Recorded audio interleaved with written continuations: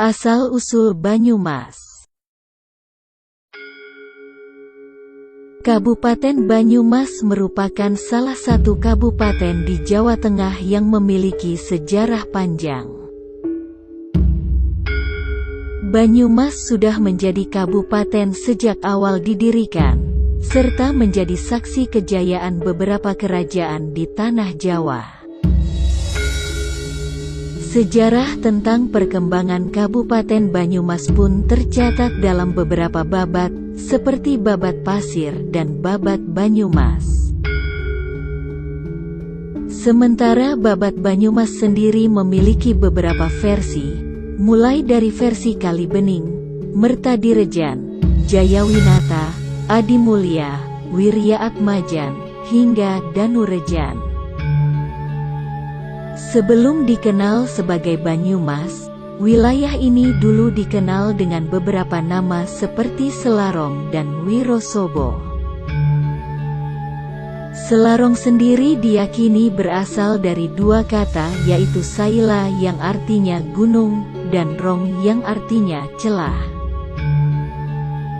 Nama Selarong ini disematkan sesuai dengan letak daerah tersebut yang dikelilingi gunung dan bukti.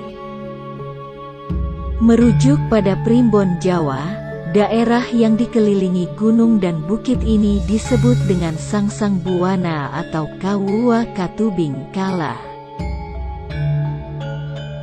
Asal-usul nama Banyumas sendiri erat kaitannya dengan cerita rakyat yang berkembang di daerah ini. Konon, suatu hari ada seorang pria berkuda datang ke daerah Selarong.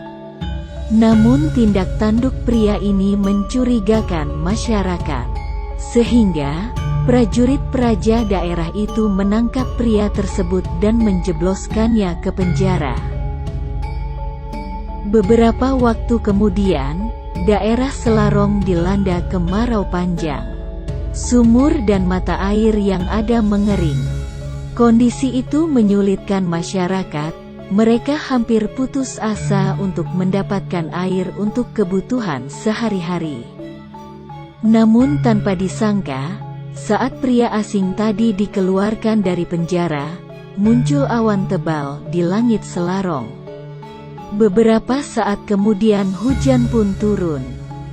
Turunnya hujan membuat masyarakat dan penguasa setempat sangat senang.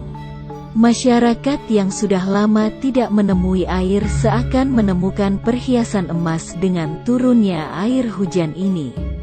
Sebagian dari mereka ada berseru, "Banyu, banyu," saking senangnya. Sedangkan sebagian lain ada yang berseru, "Emas, emas." Sahut-sahutan masyarakat yang euforia dengan turunnya hujan itu lama-kelamaan terdengar, "Banyu emas, banyu emas." Sehingga daerah tersebut mulai dikenal dengan nama Banyumas.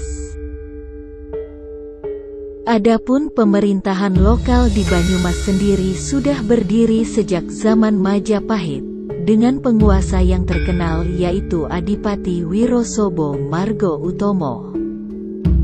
Pada zaman Demak, wilayah Banyumas itu kemudian dipimpin oleh seorang kepercayaan Raden Patah yang bernama Adipati Pasir Luhur Pangeran Senapati Mangkubumi I. Dua penguasa ini memiliki orientasi budaya yang berbeda. Wirosobo berorientasi Jawa, sementara Pasir Luhur berorientasi Sunda. Dari keduanya inilah kemudian lahir corak budaya Banyumasan, yang merupakan hasil akulturasi budaya Jawa dan Sunda. Adapun Kabupaten Banyumas secara modern mulai berdiri pada abad ke-16 Masehi, tepatnya saat kejayaan Kesultanan Pajang.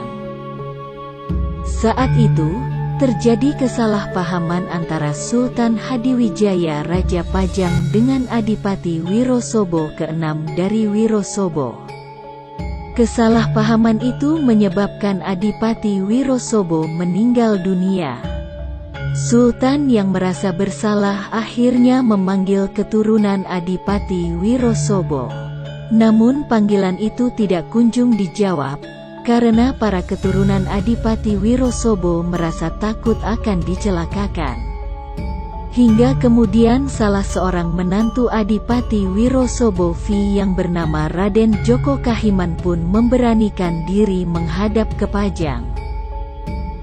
Sebelumnya, Raden Djoko Kahiman dan saudara-saudaranya sudah sepakat bahwa apapun yang terjadi akan ditanggung sendiri baik atau buruknya.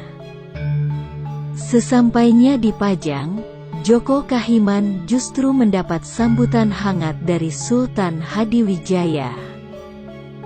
Dalam kesempatan tersebut, Raden Djoko Kahiman justru dinobatkan menjadi penguasa Wirosobo dengan gelar Adipati Warga Utomo II atau Adipati Wirosobo ke-7. Sesampainya di Wirosobo, Adipati Warga Utomo II lantas membagi daerah Wirosobo menjadi 4 bagian. Wilayah Banjar Pertambakan diberikan kepada Kiai Ngabehi Wiroyudo. Wilayah Merden diberikan kepada Kiai Ngabehi Wirokusumo. Wilayah Wirosobo diberikan kepada Kiai Ngabehi Wargowijoyo. Dan wilayah Kejawar dipimpin oleh Adipati Warga Utomo II sendiri. Wilayah Kejawar inilah yang kemudian dikenal dengan Kabupaten Banyumas. Adapun kebijakan Raden Djoko Kahiman membagi wilayah menjadi 4 itu membuatnya dikenal dengan Adipati Merapat. Sementara tanggal penobatan Raden Djoko Kahiman menjadi Adipati Warga Utama II yaitu tanggal 6 April tahun 1582 ditetapkan sebagai Hari Jadi Banyumas. Namun belakangan Hari Jadi Banyumas itu diubah dari tanggal 6 April menjadi tanggal 22 Februari.